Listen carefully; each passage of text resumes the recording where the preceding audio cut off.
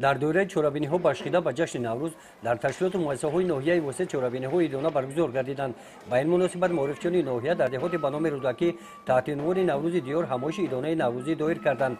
در چورابینی نوروزی معرفچیان خان نوروزی هفسین و هفشین عبارت از طعم‌های ملی، علنه‌های خاص نوروزی، لباس‌های ملی چکن و ارس و اطلس بر دیوارهای سوزنی پیشنهاد کرده شدند. در جمع ایران باشیده به نوروز با اشتراک جانشین رئیس ناحیه رهبریت شعبه معارف ناحیه اهل معرفچیان را تبریک نموده از دستاوردهای مؤسسه‌های تعلیمی، اشتراک فعالانه خوانندگان در آزمون‌های فنی، آزمون‌های جمهوری، فروغ صبح دانایی کتاب است، علم فروغ معرفت، تاجیکستان وطن عزیز من و آمادگی با آزمون‌های در پیش استاده یادآور گردیدند.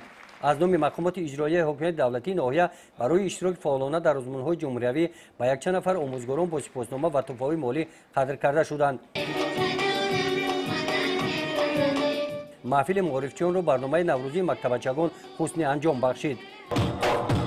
باشیده به جشن عید نوگانمون چورابینی ایدانه نوروزی کارمندان ساحه تندرستی ناحیه واسه در سن حولی مؤسسه با پیشنهاد خود نوروزی عبارت از طعم‌های ملی که خود طبیبان آماده ساختند و دیگر عنعنه‌های مردمی خاص نوروزی میباشند خاطرمان گذشت.